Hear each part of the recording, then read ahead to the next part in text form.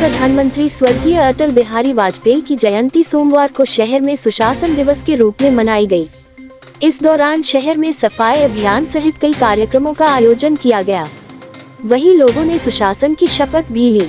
पूर्व प्रधानमंत्री अटल बिहारी वाजपेयी की जयंती पर मनाए जा रहे सुशासन दिवस की शुरुआत नगर निगम उत्तर ने सफाई अभियान के साथ की। इस अवसर पर घंटाघर में विशेष सफाई अभियान की शुरुआत की गई, जो 31 दिसंबर तक चलेगा। केंद्रीय जल शक्ति मंत्री गजेंद्र सिंह शेखावत, राज्यसभा सांसद राजेंद्र गहलोत, जोधपुर शहर विधायक अतुल भंसाली की अगुवाई में इस सफाई अभियान की शुरुआत हुई। कार्यक्रम की शुरुआत में सभी अतिथियों ने पूर्व प्रधानमंत्री अटल बिहारी वाजपेयी की तस्वीर पर पुष्पांजलि अर्पित की और उसके बाद सभी को सुशासन की शपथ दिलाई गई।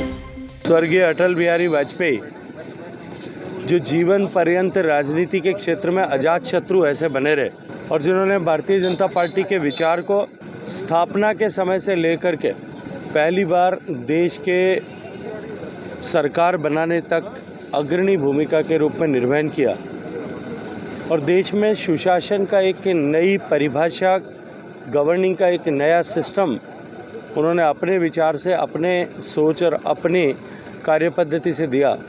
इस अवसर पर हम देश में स्वच्छता और सफाई अभियान के रूप में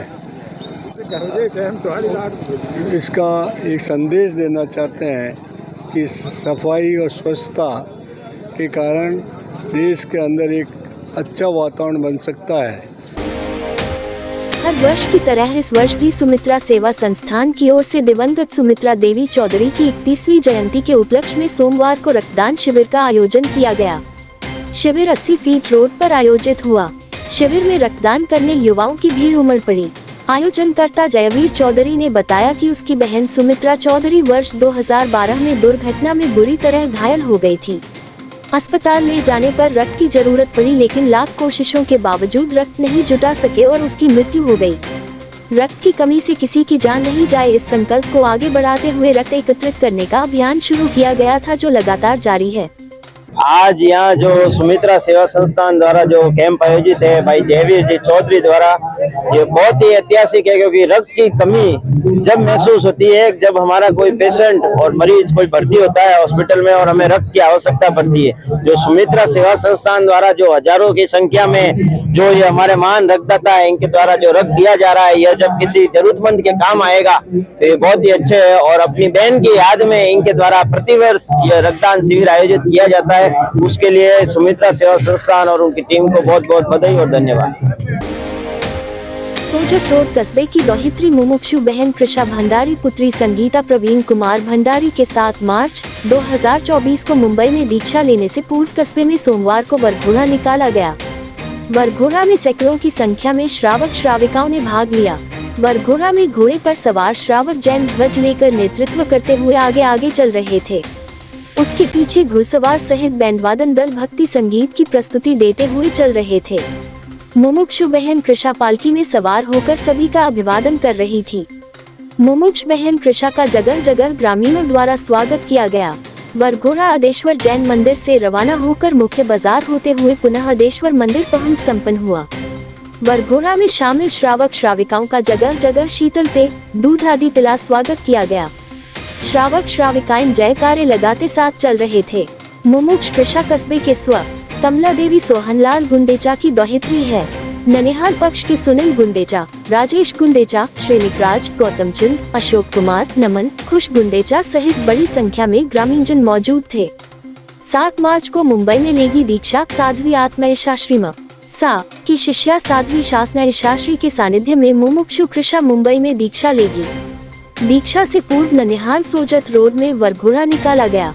अदेश्वर भवन में अनुमोदन व अभिनंदन समारोह आयोजित हुआ, जहां सकल जैन संघ व ग्रामीणों द्वारा मुमुक्षु कृषा का अभिनंदन किया गया।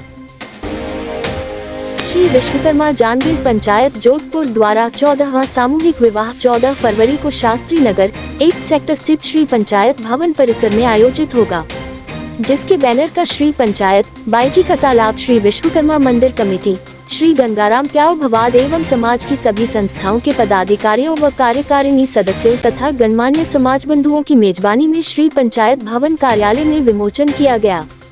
समाज के प्रवक्ता भारत भूषण शर्मा ने बताया कि विमोचन के साथ साथ सामूहिक विवाह समारोह के संदर्भ में श्री पंचायत के अध्यक्ष वासुदेव बुधल की अध्यक्षता में बैठक आयोजित हुई, जिसमें श्री पंचायत के पूर्व अध्यक्ष रमेश प्रकाश शर्मा एवं मोहनलाल जायलवाल को संयोजक तथा 3 अन्य भामाशाहों का एक संयोजक मंडल बनाया गया।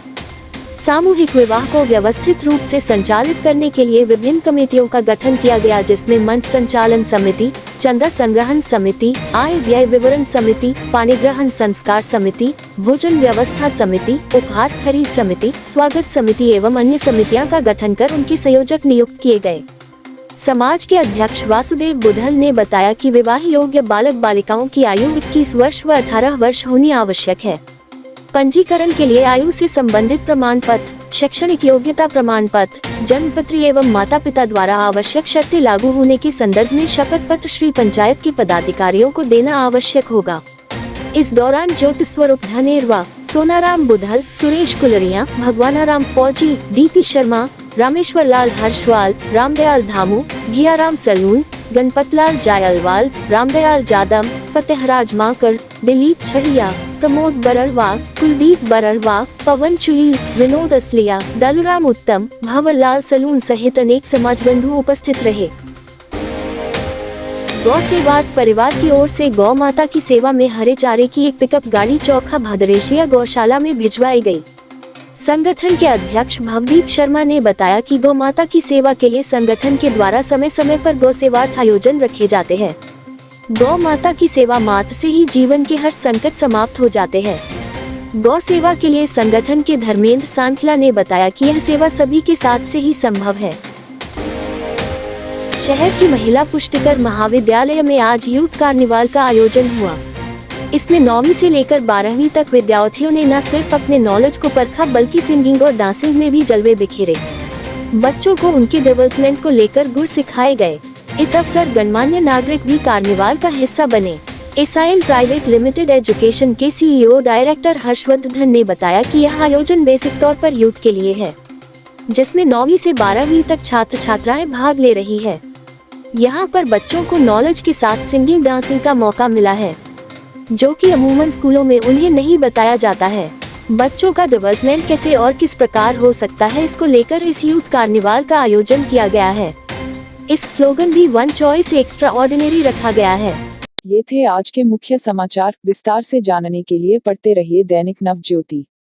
दैनिक नवज्योति के YouTube चैनल को सब्सक्राइब करें और ताज़ा अपडेट के लिए बेल आइकॉन दबाएं।